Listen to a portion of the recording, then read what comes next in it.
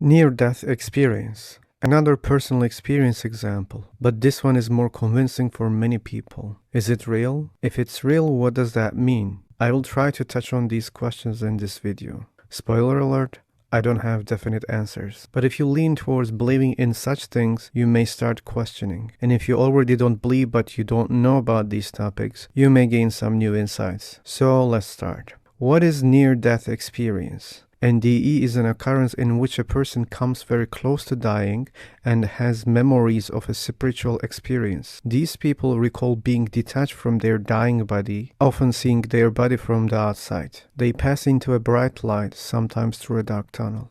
I think people definitely experience such things. This is undeniable. It would be unfair to think that people are lying about having an experience, but its reality is questionable. We humans have other experiences like dreams. It is true that we have dreams, and this doesn't mean that these dreams are heavily connected to our reality. For example, if you see yourself in your dream flying like a bird, after you wake up, would you try to jump from a building thinking that you can fly? No, right? Our dreams can be so powerful and vivid, sometimes even affecting us for many days. But we know that it's just something our brain creates. Near-death experience can also be something that our brain creates. If it's like a dream, then the question is, why do people have similar experiences? I think the answer lies in our biology, subconsciousness, and cultural backgrounds. The human body reacts similarly when there is the same impulse: pain, dizziness, fainting, nausea, cramps, and many others. We feel those things in the same way because we share the same biological features. Here's an example. There is a short-term paralysis that prevents the person from moving during REM sleep. It's called nightmare or sleep paralysis, also known as incubus. The main causes of this paralysis include stress and anxiety disorders. During the stroke, the person's eyes and mind are open, and people created myths about this. An incubus is, in folklore, a demon in a male form who attempts to have sexual intercourse with sleeping women. There are similarities in many cultures. When there is a scientific explanation for this phenomena, still people may think that there are these evil spirits and they're trying to disturb people. Why do they believe in it? Because they don't know the cause, and not knowing can be disturbing for many people. Maybe at the beginning they have chosen the easy way and filled that gap with another unknown. Later, many people heard about the so-called explanation,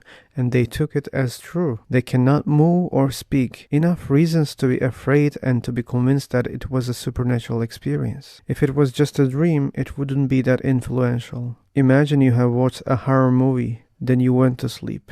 If you have a nightmare about it, would you think that the explanation is supernatural? Probably no, right? What affects you during the day, your brain shows it to you in your sleep. What about near-death experiences? Let's assume you had an accident. Before you lost your consciousness, you collected 2 or 3 seconds of memory. Maybe seeing the truck in front of you and hearing all those honks and screams of your friends in the car. They took you to a hospital. You were in a coma.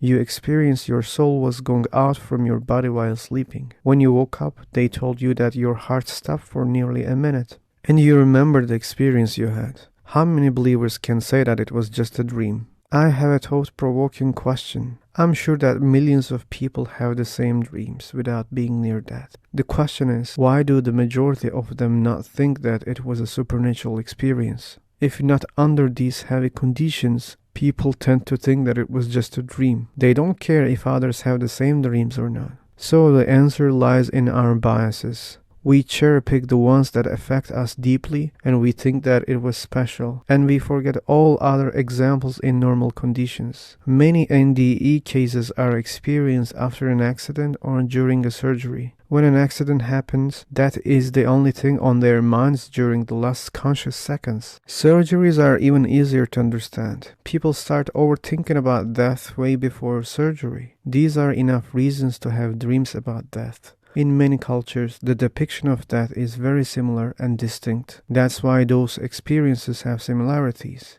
In the end, all those things are questionable. It doesn't matter how much you're convinced. If it doesn't go beyond your personal experience, then we should ring the skeptic bell. Anyway, that's all for now. Thanks for watching, take care and stay curious.